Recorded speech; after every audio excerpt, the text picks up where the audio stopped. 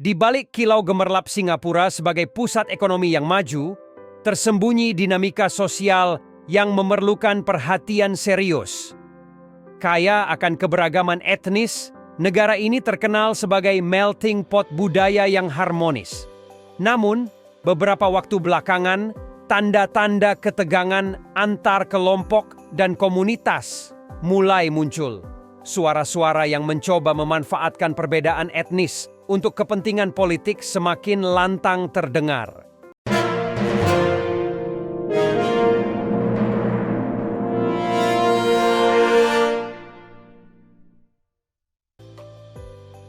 Dalam episode ini, mari kita susuri kompleksitas dinamika sosial di Singapura dan telaah bagaimana negara ini dapat mempertahankan keharmonisan di tengah keberagaman yang membanggakan.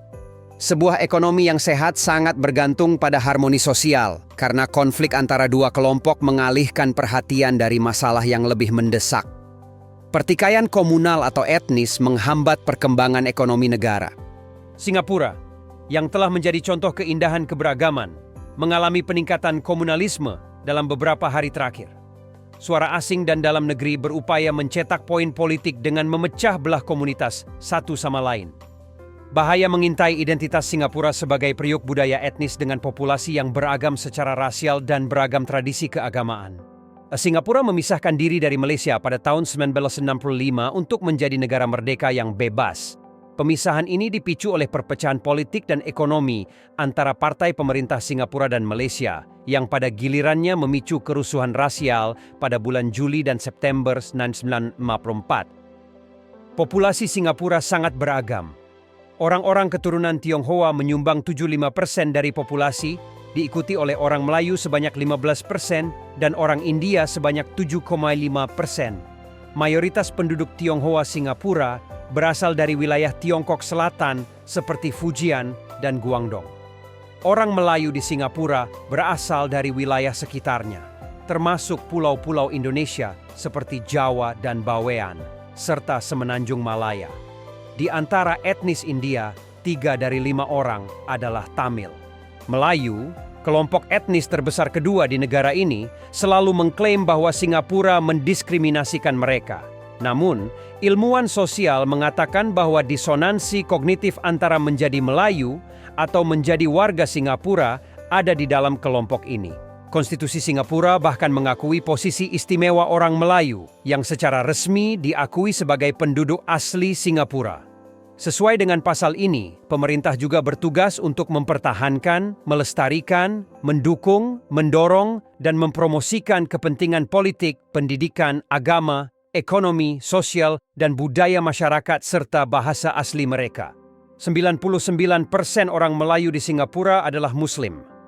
Mereka overrepresented dalam kejahatan, penyalahgunaan obat, dan populasi narapidana dibandingkan dengan etnis lainnya. Loyalitas mereka terhadap negara mereka secara berulang kali menjadi sorotan dan bukan tanpa alasan. Pada tahun 1987, Menteri Pertahanan kedua Singapura saat itu, Lee Hsien Loong, mempertanyakan nasionalisme mereka. Jika terjadi konflik, jika SAF dipanggil untuk membela tanah air kita, kami tidak ingin menempatkan prajurit kami dalam posisi sulit di mana emosi untuk bangsa dapat bertentangan dengan emosi untuk agama. Karena kedua hal ini sangat kuat, dan jika mereka tidak kompatibel, maka mereka akan menjadi dua kekuatan yang sangat destruktif dalam arah yang berlawanan. Anda lihat, Melayu dianggap memiliki pandangan yang lembut terhadap Malaysia. Bapak Singapura, Lee Kuan Yew sendiri menyatakan pandangan serupa pada tahun 1999 mengenai potensi konflik kepentingan yang mungkin dimiliki Melayu jika Singapura terlibat dalam konflik dengan Malaysia. Masyarakat Melayu Singapura telah menemukan suara di Malaysia berulang kali. Baru-baru ini, mantan PM Malaysia Mahathir Mohamad menyesali kehilangan tanah leluhur Melayu dan berharap bahwa Kuala Lumpur akan merebut kembali Singapura dan Kepulauan Riau, Indonesia. Dukungan yang Melayu terima dari Malaysia semakin mempertegas mereka, dan ketidakpuasan memunculkan ketegangan komunal. Dalam Unequal Returns to Social Capital, The Study of Malays in Singapore Through a Network Lens, Asian Ethnicity 2015, Profesor Vincent Chua, Departemen Sosiologi NUS, dan Profesor Irene Ng, Departemen Pekerjaan Sosial NUS, menilai dampak ketidaksetaraan jaringan sosial pada masyarakat Melayu di Singapura. Studi ini menganalisis ketimpangan ketersediaan modal sosial yang didefinisikan sebagai hubungan antar pribadi yang menguntungkan bagi kelompok ras mayoritas dan minoritas. Studi ini menggunakan konsep modal sosial defisit, di mana kelompok mayoritas memiliki akses lebih banyak ke modal sosial daripada kelompok minoritas, dan defisit hasil, di mana akses ke modal sosial sama bagi kelompok yang berbeda, tetapi mereka mendapatkan manfaat yang tidak seimbang dari modal tersebut. Hasilnya menunjukkan bahwa dibandingkan dengan individu Tionghoa, Melayu memiliki sebagian kecil lulusan universitas, penghuni rumah pribadi, dan hubungan lemah sebagai kontak. Meskipun tidak ada defisit hasil yang diidentifikasi, hasil ini mencerminkan bahwa populasi Melayu memiliki lebih sedikit modal sosial daripada orang Tionghoa dan India di Singapura. Kekurangan akses ke modal sosial ini terbukti berdampak negatif pada pendapatan masyarakat Melayu. Karena tingkat pendidikan yang lebih rendah terungkap sebagai salah satu alasan kekurangan modal sosial di kalangan Melayu, para peneliti menyerukan evaluasi terhadap program pendidikan seperti sekolah SAPE dan penjurusan dalam studi mendatang. Selain itu, mereka mendorong penciptaan inisiatif pendidikan baru yang mengurangi pembagian rasial di Singapura. Baru-baru ini, Duta Besar at Large Singapura, Profesor Tommy Koh, menyatakan kekecewaannya atas kurangnya representasi komunitas Melayu di kalangan mahasiswa intern Kementerian Luar Negeri Singapura. Namun, para peneliti mengatakan bahwa kurangnya representasi Melayu bukan karena kurangnya kesempatan bagi mereka. Tuntutan sosial dan estetika dari Melayu lebih penting bagi mereka daripada kebutuhan ekonomi mereka.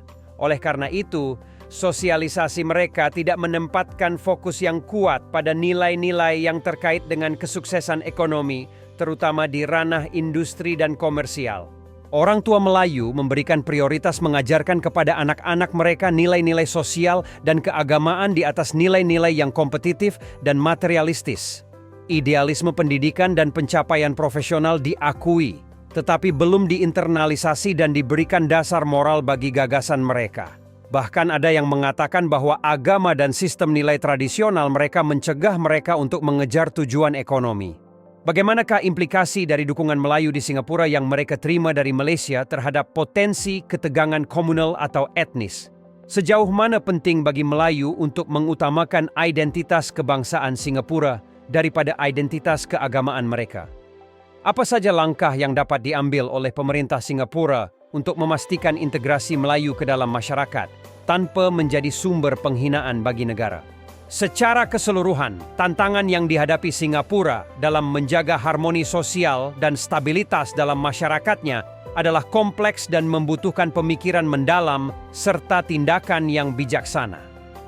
Keharmonisan dan integrasi etnis merupakan elemen kunci bagi perkembangan ekonomi yang sehat dan berkelanjutan. Menyadari potensi ketegangan komunal atau etnis yang mungkin timbul dari dukungan Melayu di Singapura dari Malaysia adalah langkah penting dalam merumuskan kebijakan yang inklusif dan menyeluruh. Penting bagi seluruh masyarakat, terutama Melayu, untuk mempertimbangkan dan memahami bahwa kepentingan nasional harus mendahului identitas keagamaan demi memelihara stabilitas dan persatuan dalam masyarakat majemuk. Selain itu, pemerintah Singapura memiliki peran penting dalam memfasilitasi integrasi Melayu ke dalam masyarakat secara efektif. Memastikan bahwa kebijakan yang diambil mempromosikan kesetaraan, akses kesempatan yang adil, dan pengakuan terhadap kekayaan budaya yang beragam. Melalui evaluasi konstruktif atas isu-isu ini dan komitmen untuk bekerja sama sebagai satu masyarakat yang serba beragam, Singapura dapat terus mengukir jejak sebagai negara yang sukses dalam memimpin dengan contoh keberagaman dan membangun masyarakat yang inklusif dan harmonis. Terima kasih sudah menonton. Silahkan tekan tombol subscribe dan aktifkan loncengnya untuk mendapatkan informasi tentang episode kami seterusnya. Sampai jumpa lagi.